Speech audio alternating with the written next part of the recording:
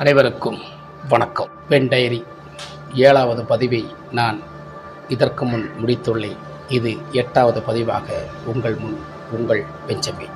வாங்க நம்ம இந்த வீடியோவை பார்ப்போம்.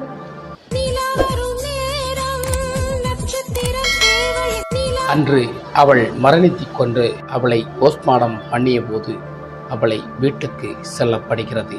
பெண்கள் ஆழமான கருத்தை ஒன்று இங்கே சிந்திக்க வேண்டும். அவளை வீட்டுக்கு செல்லும் முன் அவர்களுக்கு என்ன இருக்கிறது என்பதை போலீசார் அங்கே கருத்தில் எடுத்துக்கொண்டு பல விசாரணைகளும் அங்கே முயற்சிகள் இறங்கிவிட்டார்கள்.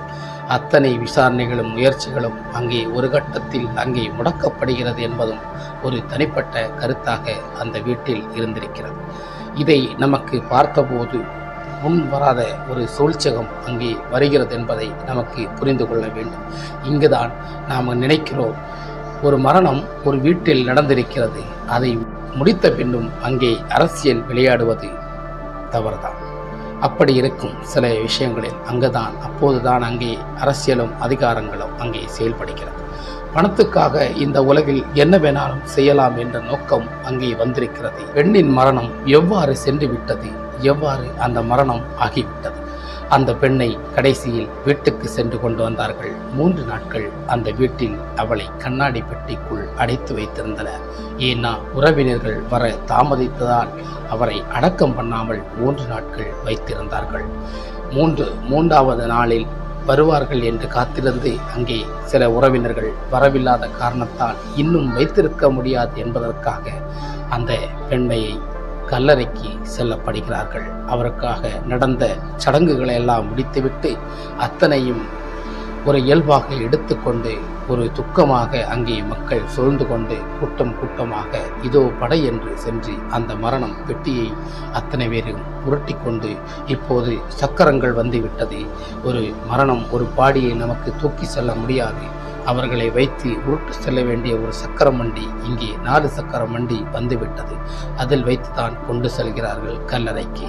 அதை கொண்டு செல்லும் போது அங்கே கேட்கும் அழுகையின் ஓலக்குரல்கள் அனைத்து மக்களின் காதில் கேட்கும்போது எல்லோருக்கும் நன்கு அந்த மரணத்தின் மீது கவலை இருக்கிறது. ஆனால் எதற்காக அந்த மரணம் நம்மை பிதுங்கி விட்டது என்று அனைவரையும் சிந்திக்க வைத்தது அந்த மரணம் சின்னம் சிறு வயதில் இவர்கள் கல்லறைக்கு சென்று தீராத ஏக்கங்களும் துக்கங்களும் அவர் உள்ளத்தில் வாழ்ந்திருக்கும் என்பதை நாம் புரிந்து வைத்திருக்க வேண்டும். அத்தனை புரிதல்தான் அந்த மரணத்தில் இருந்திருக்கிறது. அவரை கல்லறைக்கு கொண்டு செல்கிறார்கள். முன் அடக்கம் செய்வதற்கு முன் வழிபாடுகளை நடத்திவிட்டு அவர்கள் ஆத்மா சாந்தியடைவதற்கான அவர்களுக்கு மெழுதிரியும் திரியும் சந்தன திரியெல்லாம் கொளுத்துவிட்டு அவரை கடைசியாக அடக்கம் குழிக்குள் மண்ணால் ஊற்றப்படுவார்கள். இது கிறிஸ்துவ முறைப்படி நடக்கும் ஒரு சடங்கு. இந்த சடங்கெல்லாம் முடிந்த பின்பு அவர்கள் அழகிய ஓலக்குரல் நமக்கு கேட்கும். ஒருவர்கள் இருந்து விடும்போது யாருக்கும் வருத்தம் இருக்காது. ஆனால் எழுந்து நிற்கும் போது அவருடைய வலியை நம்மால் உணர முடியும் என்பதை பல குடும்பங்கள் அதை அனுபவித்திருக்கிறது. பல மரணங்கள் அதை நமக்கு சொல்லி காட்டியிருக்கிறது. நாம் அவர்கள் இருக்கும் வரை நாம் எதுவும் நினைக்க மாட்டோம். ஆனால் திடீரென இல்லாவிட்டால் அவரை நினைத்து நாம் தினம் அழுது கொண்டு இருப்போம்.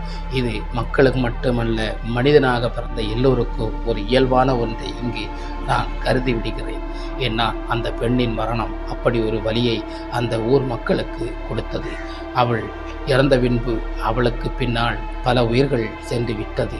ஆனால் அத்தனையும் நமக்கு எதிர்பார்த்து கொண்டிருந்த அந்த மரணம் அத்தனை ஒரு முடிவுக்கு வந்துவிட்டதே என்ற ஒரு ஆதங்கம் அங்கே ஒருவருக்கு, அங்கே ஒரு இளைஞருக்கு, அங்கே ஒரு உறவினர்களுக்கு எழுந்திருக்கிறது.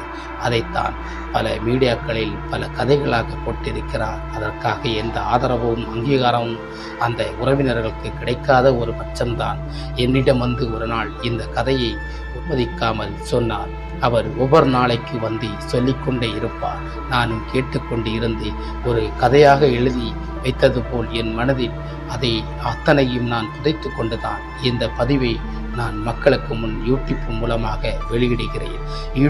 யூடியூப் மூலமாக நான் வெளியிடுவது அத்தனையும் ரீச் ஆகாது என்பது அவருக்கும் தெரியும், எனக்கும் தெரியும். ஆனால் அவர் சொன்னார், இதை நீங்கள் இடுவதுதான் நன்கு என்பது என்னிடம் அழுத்தமாக சொன்னார். காரணம், நீங்கள் யூடியூப்பில் நல்ல முயற்சி பண்ணி கொண்டிருக்கிறீர்கள். உங்கள் வீடியோவை நான் அடிக்கடி பார்க்கிறேன். நல்ல முயற்சி தான், ஆனால் உங்களுக்கு அதிகமான சப்போர்ட்டுகள் கிடைப்பதில்லை. ஆனால் இந்த வீடியோ மூலமாக உங்களுக்கு நிறைய பேர் சப்போர்ட் பண்ணுவார்கள். இந்த வீடியோவை நீங்கள் வெளியிட்ட இருப்பதனால் உங்களுக்கு பல முயற்சிகள் நடந்திருக்கும். அன்று அவளை அடக்கம் செய்துவிட்டு வீட்டுக்கு நுழைந்து வந்தார்கள்.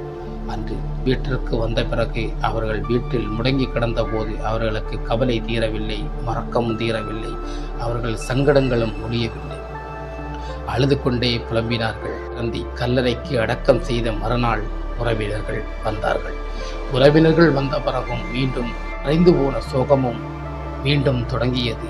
அதை செய்துவிட்டு அந்த போட்டா எடுத்து அந்த உறவினர் அழுத காட்சிகளும் நம் கண்ணை கசக்கியது. அப்படி பல சம்பவங்கள் அந்த குடும்பத்தில் நடந்திருக்கிறது. ஆனால் இந்த மரணத்தை குறித்து நமக்கு கொஞ்சம் முன்னோக்கி சென்று பார்த்தால் எப்படி பாதிக்கப்பட்டிருக்கிறார் என்பதை நம்மளால் இந்த பதிவுக்கு முன்னால் நீங்கள் ஒன்றிலிருந்து பாருங்கள், உங்களுக்கு புரியும். இந்த பதிவை நீங்கள் ஒன்றிலிருந்து பார்க்கும்போது தான் உங்களுக்கு தெளிவாக புரியும். இவளின் மரணம் உங்களுக்கு ஒரு பாடம் என்பதை நான் நினைவாக சொல்கிறேன்.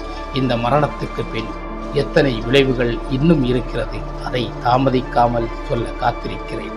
இந்த 8வது பதிவு உங்களுக்காக. நான் 9வது பதிவை தொடரும் வரை எனக்கு ஆதரவும் சப்போர்ட்டும். இந்த கதையை பற்றி நீங்கள் ஏதாவது நம் கமெண்ட் பாக்ஸில் கேட்கணும்னு தோணுச்சுன்னா நம்ம கீழே இருக்க கமெண்டில் நீங்கள் கேள்விகள் கேளுங்கள், பதில் சொல்கிறேன். ஆனால் இதில் 9வது பதிவுகள் இன்னும் பல விளைவுகள் காத்திருக்கிறது.